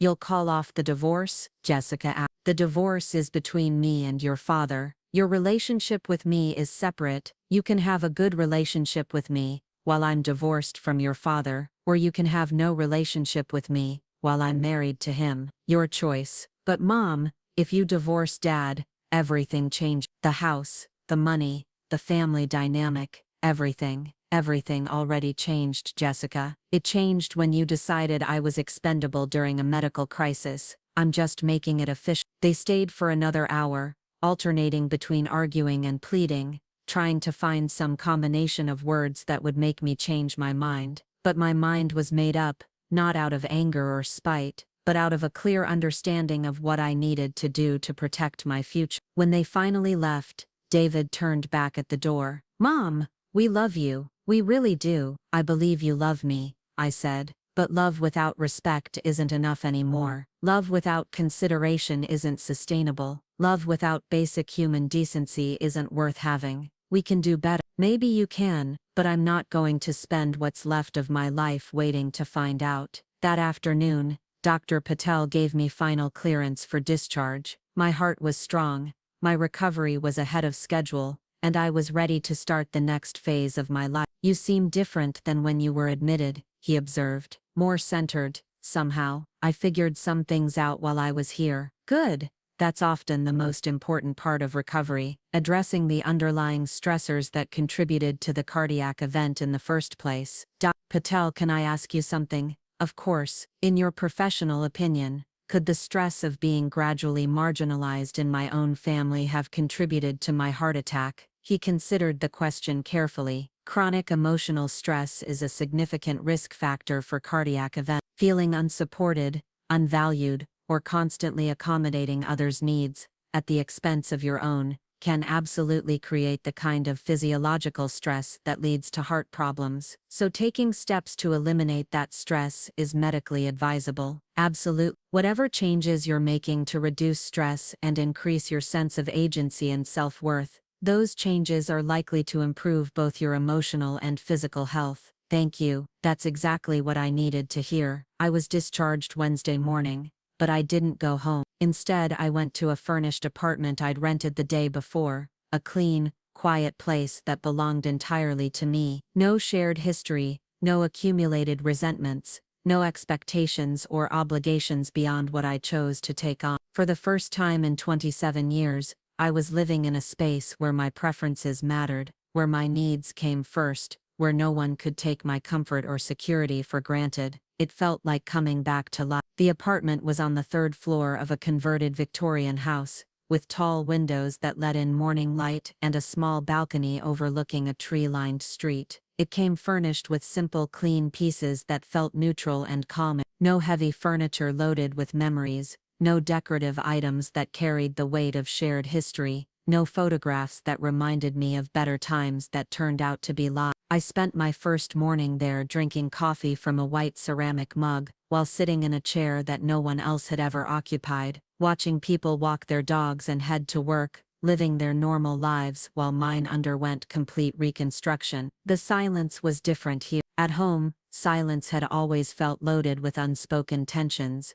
unmet expectations, the weight of accommodating everyone else's needs, while my own went unnoticed. Here silence felt clean, empty in a good way, like a blank canvas waiting for me to decide what came next. My phone had been buzzing constantly since I'd left the hospital, Marcus calling, texting, leaving voicemails that progressed from confused to angry to pleading, Jessica sending long messages about family unity and working things out, David trying to schedule meetings to discuss the financial situation, as if this were a business negotiation, rather than the end of relationships that had died years before. I'd had the courage to bury them. I turned the phone off and put it in a drawer. For the first time in decades, I wanted complete quiet, no external demands on my attention, no one else's crisis requiring my immediate response. Rebecca Chen had scheduled a follow-up meeting for Thursday afternoon, something about reviewing the legal proceedings and discussing next steps. I drove myself there, another small victory in my recovery, navigating city traffic without the chest tightness that had been plaguing me for months before the heart attack. Her office was in a sleek downtown building, all glass and steel, and the kind of modern efficiency that spoke of people who got things done. Rebecca greeted me with the same warm professionalism she'd shown at the hospital, but I could see satisfaction in her expression,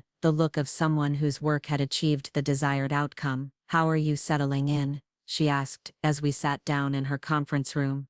"Better than I expected." I didn't realize how much energy I'd been spending just managing everyone else's emotions and expectations. That's common in situations like yours. People often underestimate the psychological toll of being consistently undervalued. When that pressure is removed, the relief can be dramatic. She opened a thick folder and spread documents across the table. "Let's talk about where things stand legally and financially." The divorce proceedings were moving faster than I'd anticipated. Marcus had been served with papers Tuesday morning, and his attorney had already filed a response requesting mediation, rather than litigation. "He wants to negotiate."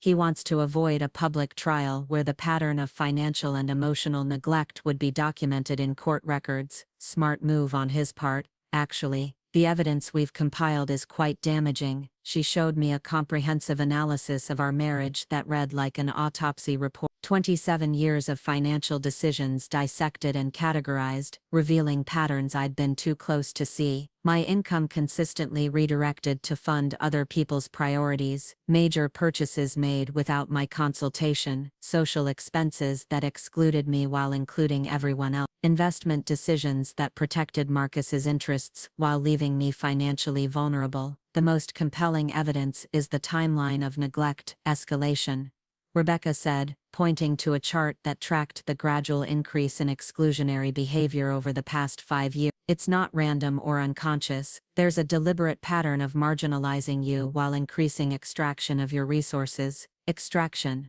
that was exactly what it had been, not sharing or partnership, but extraction. Taking my money, my labor, my emotional support while giving back increasingly less consideration, respect and inclusion. What's his position on the financial division? Initially he wanted a 50-50 split of everything, including your retirement accounts and personal saving. When we pointed out that such a division would reward him for financial abandonment, his attorney revised their position. To what? He keeps his retirement and personal accounts, you keep yours. Joint property gets divided based on actual contributions rather than just time of ownership. And he accepts full responsibility for any debt incurred during the Hawaii trip. It was better than I'd expected, but still felt like he was trying to minimize the consequences of his behavior. What about the house? That's where it gets interesting. The house is worth approximately $420,000, with a mortgage balance of $80,000. Normally, you'd each get half the equity, but given the documented pattern of your exclusion from social activities held in that house, and the fact that you were gradually relegated to supporting roles in your own home, we're arguing for additional compensation. What kind of additional compensation? Rebecca smiled. Emotional damages, pain and suffering, compensation for years of contributing to a property where you were systematically made to feel unwelcome. Can you actually claim emotional damages in a divorce, when there's documented evidence of deliberate emotional abuse? Absolute. And we have extensive documentation. She pulled out another folder, this one containing screenshots, social media posts, and communication records that painted a picture of systematic exclusion. I'd been too embedded to recognize photos from family gatherings where you're either absent or visibly marginalized, social media posts celebrating family activities you weren't included in, text message threads between your husband and children discussing family plans without including you in the conversation. I stared at messages I'd never seen, conversations between Marcus, Jessica, and David planning activities, making decisions, sharing jokes and observations about their lives together. A parallel family dynamic that had existed alongside our official family, one where I was a topic of discussion rather than a participant. They have a group chat called the Core Family, Rebecca said gently. You're not included, the Core Family. They'd literally created a designation for their real family relationships, one that explicitly excluded me. While I'd been working extra shifts to fund their activities, they'd been bonding over my absence, creating intimacy through my exclusion. How long has this group chat existed? The good news, Rebecca continued, is that this level of documentation makes your case extremely strong. Marcus's attorney knows they can't win a trial, which is why they're pushing for mediation. What would you recommend? Mediation, but on your terms. You hold all the cards here. The evidence is overwhelming. Your financial position is protected, and public exposure of their behavior would be devastating for all of them professionally and socially. I thought about that. Marcus worked in commercial real estate, an industry where reputation and relationships mattered. Jessica was a marketing executive at a firm that valued corporate social responsibility. David's startup depended on investor confidence and public perception. A divorce trial that exposed their systematic emotional abuse of a family member during her medical crisis would destroy their professional credibility. What kind of settlement could we reasonably expect? Rebecca consulted her notes. Full ownership of the house, which gives you a place to live, mortgage-free plus significant equity, 70% of liquid joint assets, given the pattern of your contributions being used for their exclusive benefit, full protection of your retirement accounts and personal saving, and monthly spousal support for 5 years to compensate for the career limitations you accepted to support the family. That seems like a lot. It's exactly what you're entitled to based on 27 years of contributing more than you receive, plus compensation for the documented emotional abuse and financial exploitation. I sat back in my chair trying to process the scope of what Rebecca was describing. Not just escape from a bad situation, but actual justice. Not just protection of my assets, but compensation for years of being systematically undervalued. There's one more thing, Rebecca said. The AI system has continued monitoring communications between your family members. They're planning an intervention. What kind of intervention? They want to present a united front to convince you that you're having some kind of medical crisis breakdown and that your behavior is irrational. They've scheduled a meeting for this weekend, where they plan to pressure you into dropping the divorce and returning to the family dynamic. All three of them, plus Marcus's sister and her husband, and possibly a family friend, who's a therapist. They're treating this as a mental health crisis, rather than a justified response to systematic mistreatment. Of course rather than examining their own behavior, they were pathologizing my response to it. Rather than acknowledging that their treatment of me had been wrong, they were framing my self-protection as illness. What do you recommend? Don't attend any meeting where they outnumber you 6-1 isn't a conversation, it's an ambush. Let them have their intervention without you. Let them explain to each other why abandoning you in the hospital was reasonable, and why protecting yourself financially is crazy. What if they show up at my apartment? They don't know where you live, and they can't find out legally. Your address is protected under the court order. If they somehow locate you and show up uninvited, that's harassment and violation of a protective order. I felt a surge of gratitude for the legal fortress that had been built around my independence. For the first time in years, maybe decades, I had actual control over who could access me and when. Rebecca, can I ask you something personal? Of course. How often do you see cases like this, where the family dynamic has become this systematically abusive? More often than you'd think, especially among professional families, where there's enough money to make exploitation financially worthwhile. It's usually gradual, like you experience. One person slowly becomes the resource that funds everyone else's lifestyle, while their own needs become increasingly irrelevant. Why doesn't the person being exploited recognize it sooner? Because it happens incrementally, and because the person being exploited usually has a high tolerance for putting others' needs first. By the time the pattern is established, it feels normal. Plus, the family develops sophisticated justifications for why the arrangement is fair or necessary, like saying I was too busy with work to participate in family activities. Exactly. Or saying you preferred contributing financially rather than being involved socially, or suggesting that your participation wasn't necessary because everyone else had things handled. All justifications I'd heard and accepted, explanations that made my exclusion sound like my choice rather than their decision. The other factor, Rebecca continued, is that this kind of systematic marginalization often accelerates during times of vulnerability. Your heart attack wasn't just the moment you finally saw the pattern clearly, it was also the moment they felt safe to abandon you completely, because they assumed you'd be too weak to fight back. They miscalculated, dramatically. They expected you to be grateful for any attention and willing to accept whatever scraps of consideration they offered. Instead, you protected yourself and demanded accountability. I left Rebecca's office feeling both vindicated and overwhelmed. Vindicated because an objective professional had confirmed that my perceptions were accurate, that the treatment I'd endured was genuinely abusive, and that my response was not only justified, but legally supported. Overwhelmed because the scope of the betrayal was larger than I'd realized, more systematic and deliberate than I'd wanted to believe. That evening I sat on my little balcony with a glass of wine, watching the neighborhood settle into evening routine. Families walking together after dinner, couples sitting on porches, people living normal lives where consideration and inclusion were basic expectations rather than rare gifts. My phone, which I'd turned back on to check messages from Rebecca and my doctors, buzzed with a call from Jessica. I let it go to voicemail, but curiosity got the better of me and I listened to the message. Mom, this is ridiculous. We need to talk like adults. We've scheduled a family meeting for Saturday afternoon to discuss this situation rationally. Dad's sister is flying in and Dr. Morrison from Dad's golf club is going to facilitate the conversation. We need to work this out before you do something you'll regret. Dr. Morrison from Dad's golf club, they'd recruited a family friend who was a therapist to help them convince me that protecting myself was irrational. A meeting where I'd be outnumbered 6-1, where my responses would be analyzed and pathologized, where the goal was to restore the previous dynamic rather than address the problems that had led to its collapse. I deleted the message without responding. Friday brought a text from Marcus.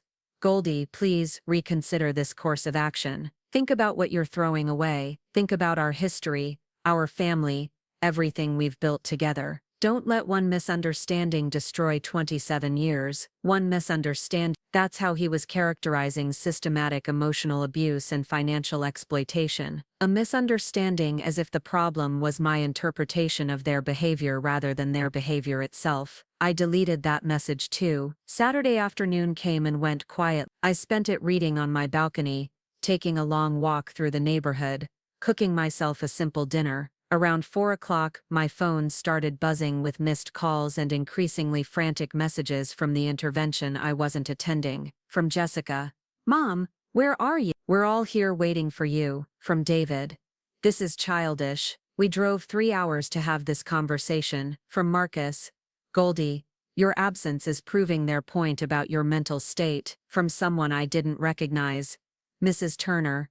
This is Dr. Morris. Your family is very concerned about your recent behavior. It would be helpful if you could join us for a brief conversation. I turned the phone off again and finished making dinner. Let them sit in a room together trying to explain why abandoning someone in the hospital was reasonable behavior. Let them analyze my absence and develop theories about my mental health. Let them experience what it felt like to be excluded from important conversation. The irony wasn't lost on me that they were having a family meeting about my behavior that didn't include me, just like they'd had years of family activities and decisions that didn't include me. The difference was that this time, my exclusion was my choice. Sunday morning brought a knock at my apartment door. I looked through the peephole and saw Marcus standing in the hallway, looking tired and desperate. He knocked again, more insistently. Goldie, I know you're in there. Please, just talk to me for 5 minutes. I sat on my couch and waited. Eventually the knocking stopped and I heard his footsteps retreating down the hall. He'd found my address somehow, despite the legal protections, but he hadn't tried to force his way in or create a scene. Small mercies. An hour later my building manager called. Miss Turner, there's a man here asking about you. He says he's your husband and he needs to deliver some important documents. Should I let him up? No. Thank you. If he has documents to deliver, he can go through our attorneys. He seems pretty upset. I'm sure he is, but he's not welcome here. Understood. I'll let him know. The next day, Rebecca called with an update on the settlement negotiations. Marcus's attorney has revised their offer significantly. He's agreed to your terms on almost everything: house ownership, asset division, spousal support. The only sticking point is the timeline. What about the timeline? He wants to delay the final decree for 6 months, ostensibly to allow for reconciliation attempts. What he really wants is time to pressure you into changing your mind. Absolutely not. That's what I figured you'd say. I'll counter with 60 days to finalize everything. Take it or leave it. What about Jessica and David? Have they been in contact with you? David's been calling my office trying to schedule meetings to discuss the financial impact on the family. Jessica sent a long letter about how divorce will traumatize everyone and destroy family relationships. What did you tell them? That you're an adult making informed decisions about your own life, and that their opinions about those decisions are irrelevant to the legal proceedings. Good. Goldie, there's something else. The AI monitoring system has picked up some concerning communications. What kind of concerning? They're discussing ways to pressure you into returning. Marcus has been researching legal ways to have you declared mentally incompetent. Jessica's been contacting your friends and colleagues to build a case that you're having some kind of breakdown. I felt my heart rate spike, the old anxiety response to being under attack. But this time, instead of panic, I felt clean, focused anger at people who would rather destroy my reputation than examine their own behavior. Can they actually do that? Have me declared incompetent? Not with the evidence we have. Your medical records show complete mental clarity throughout your hospitalization and recovery. Your financial decisions have been rational and well-informed. Your legal choices have been made with full understanding of the consequences. Any competency challenge would backfire spectacularly, but they're going to Marcus's attorney strongly advised against it. but he seems determined to pursue every possible avenue to avoid accepting responsibility for his behavior. What about Jessica contacting my friend? That's harassment, and potentially defamatory if she's making false claims about your mental health. We can get a restraining order if necessary. Do it. The restraining order, all of it. Whatever legal protection you can provide. I want it. I'm tired of being reasonable with people who have never extended me the same courtesy. Rebecca made notes on her legal pad. I'll file the paperwork Monday morning. Complete protection from contact, communication, or third-party harassment. Thank you. Goldie, how are you holding up emotionally? This level of family attack can be devastating, even when you know you're making the right choices. I considered the question, how was I holding up? I was sleeping better than I had in years. I was eating meals I actually wanted instead of cooking what everyone else preferred. I was reading books I enjoyed instead of watching television shows chosen by committee. I was living in a space that reflected my preferences instead of accommodating everyone else's needs. I'm holding up remarkably well, I said, better than I've felt in years. Actually, that's the reaction of someone who's been living under chronic stress for a long time. When that stress is removed, the relief can be dramatic. I keep waiting for the sadness for the grief about losing my family, but mostly I just feel free. You haven't lost your family, Goldie. You've escaped from people who were systematically exploiting you while calling it family. There's a difference. After the call ended, I sat in my quiet apartment, thinking about that distinction. Family implies mutual care, consideration, support. What I'd been living with was a system where I provided care, consideration, and support, while receiving manipulation, exploitation, and abandonment in return. I hadn't lost my family, I'd just finally admitted that I'd never really had one. That realization should have been devastating. Instead, it felt liberating. I was 53 years old, financially secure, legally protected, and completely free to build whatever life I wanted. No one else's needs to consider, no one else's preferences to accommodate, no one else's judgment to worry about. For the first time in decades, I was living for myself. Monday brought news that Marcus had backed down from his competency challenge and accepted the 60-day timeline for finalizing the divorce. Jessica and David had been served with restraining orders prohibiting them from contacting me directly or through third party. The legal fortress around my independence was complete. Tuesday, I visited Dr. Patel for my follow-up appointment. My heart function was excellent, my blood pressure was normal, and my stress levels were dramatically improved. Whatever changes you've made in your life are working, he said, reviewing my test results. Your cardiovascular health has improved significantly since your discharge. I eliminated some major sources of chronic stress. Good for you. Stress management is often more effective than medication for preventing future cardiac events. Dr. Patel, can I ask you something? In your medical opinion, was the stress of my family situation a contributing factor to my heart attack? Absolutely. Chronic emotional stress, especially the kind that comes from feeling powerless or consistently undervalued, is a major risk factor for cardiac events. The changes you've made aren't just improving your quality of life, they're potentially saving your life. So what I'm doing isn't just emotionally healthy, it's medically necessary. I'd say that's an accurate assessment. You're not being selfish or vindictive, you're taking medically advised steps to protect your health. I left his office feeling validated in a way that went beyond legal or financial considerations. My decision to protect myself wasn't just justified, it was medically necessary. Staying in an abusive situation would have literally killed me. Wednesday afternoon, I received a call from Claire. I just heard about the restraining orders, she said. Good for you. How did you hear about them? Jessica called me, trying to get me to talk sense into you. I told her the only sense I saw was you finally protecting yourself from people who'd been treating you terribly for years. What did she say to that? She said I didn't understand the full situation. I told her I understood it perfectly,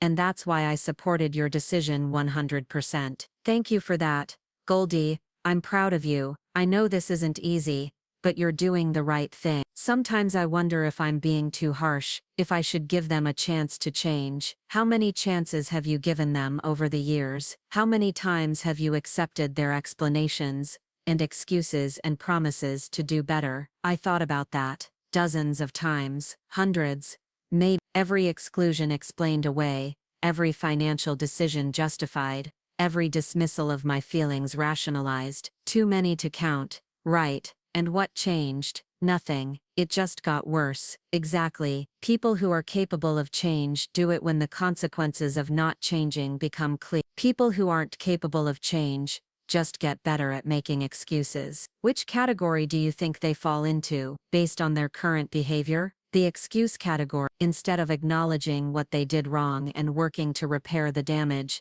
they're trying to have you declared mentally incompetent. That tells you everything you need to know about their capacity for genuine change. She was right. Real accountability would have looked like apologies, acknowledgement of harm, concrete steps to make amends. Instead, I was getting legal challenges, harassment campaigns, and attempts to gaslight me into believing that protecting myself was evidence of mental illness. Thursday evening, I made a decision that surprised me. I called a realtor about looking at houses, not because I didn't like my apartment, but because I wanted something that was truly mine, chosen by me, reflecting my preferences without any input or compromise from anyone else. The realtor, a cheerful woman named Patricia, met me Friday morning to look at properties in my price range. With the equity from the marital home, plus my personal savings, I could afford something nice, not extravagant, but comfortable and completely mine. The third house we looked at felt right immediately, a small craftsman bungalow with hardwood floors,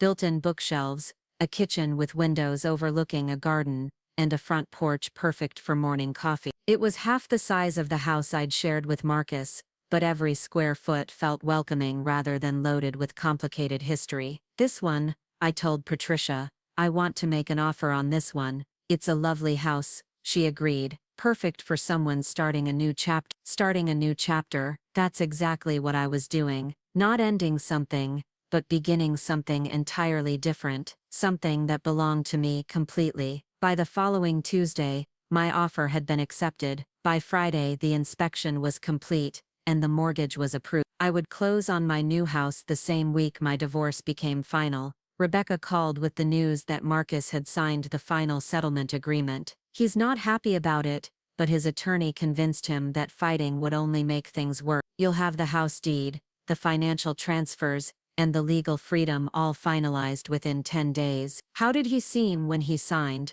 According to his attorney, resigned but angry. He apparently said, "This wasn't over, that you'd regret destroying the family over a misunderstanding." Still calling it a misunderstanding.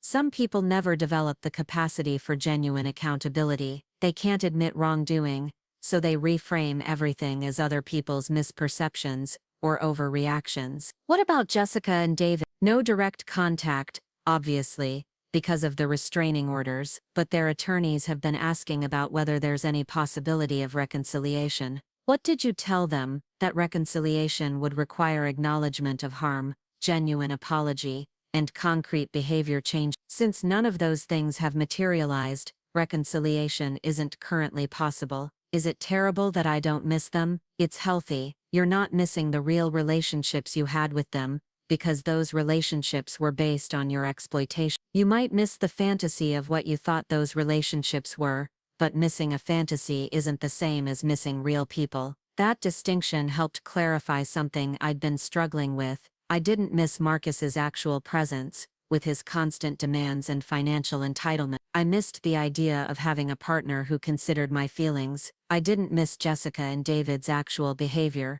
with their expectation that I fund their lives, while accepting exclusion from them. I missed the idea of having children who valued my company. But ideas and reality were different things. The reality was that I'd been living with people who saw me as useful rather than valuable, convenient, rather than beloved. Missing that reality would be like missing a chronic illness. 10 days later, I sat in Rebecca's office, signing the final divorce papers, while Marcus signed identical documents in his attorney's office across town. 27 years of marriage legally dissolved with signatures on paperwork, no dramatic confrontations or final conversations.